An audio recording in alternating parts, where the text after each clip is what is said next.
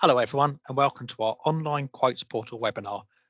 My name is Michael Carter, Distribution Team Manager at Legal & General. Today I'll be focusing on the buy journey in order to demonstrate how easy it is to place a scheme on risk via ONIX. ONIX has proven to be a leading tool in aiding efficiencies across all parties, and we continue to increase the range of benefits that are available through our portal in future releases. So for the purposes of the demo, here you'll see the standard home screen that we're all used to. Essentially, if you have a policy, you'd go for the ones that are ready, and you can click on any quote ID to take it through to whether it's income protection or group life to start the 5 steps to put it on risk. For the purposes of today's demonstration, I've got one that's already in progress, so I can simply show you the screens that you need in order to proceed with that policy.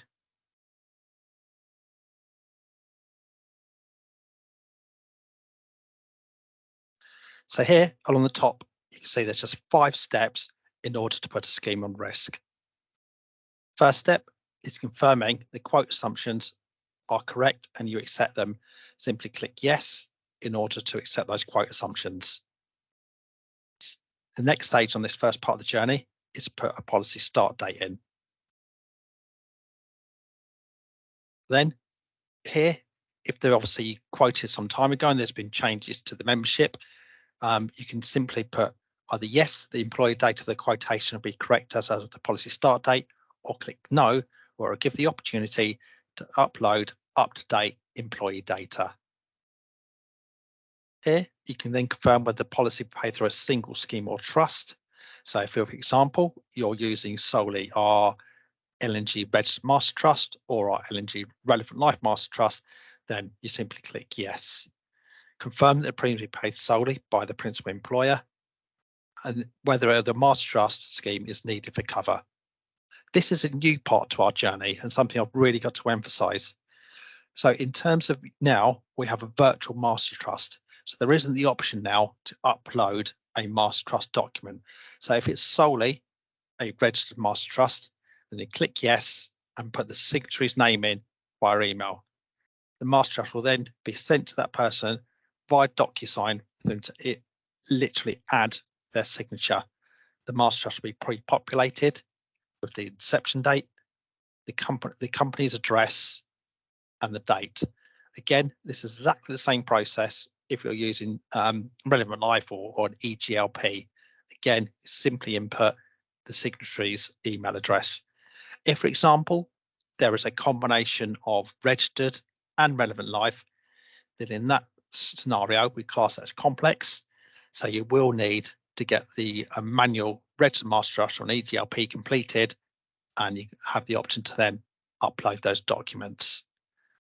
Again, just to re-emphasize, you can no longer upload a Master Trust or a Relevant Life Master Trust document if it's just solely on a registered or accepted basis. So here, next step is in terms of the contact details, both for the advisor and for the principal employer. And they simply confirm that the employer's registered address is the one we use for correspondence. Stage 3 is in terms of participating employee details. So if there is a range, if there's 1, 2, or 3 participating employers, simply clicking yes will open up a screen where you can put the company's house number in for each additional participating employer. Stage 4 is the data protection, fraud prevention, and confirm and buy option. So essentially the small print. Once you're happy with that, simply press confirm and buy. This will take you to the document screen.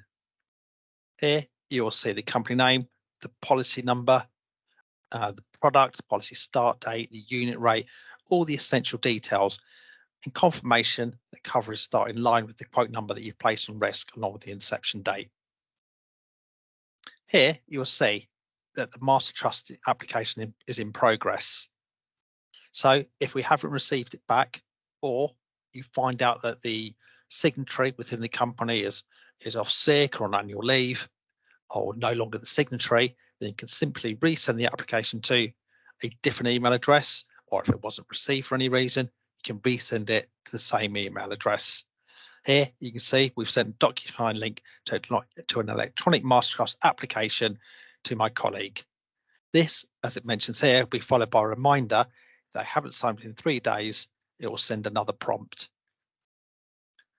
There you go. Simply 5 quick and easy steps, which has been enhanced by our virtual master trust to place a scheme on risk.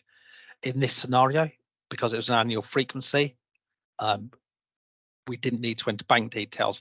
It's worth noting that if it's a monthly frequency, you will have to have the client's bank details in hand. This is hard coded and can't be added to the later step. So as you can see, from a simplistic registered or standalone accepted group life scheme, no paperwork for the master trust, no proposal form, and no direct debit mandate. I hope you found that really useful. Thank you for watching the on-risk ONIX demo. If you need any future support, then please contact us on 0345 026 0094 option 2 or email us on onyx.inquiries@l&g.com. Thanks for watching.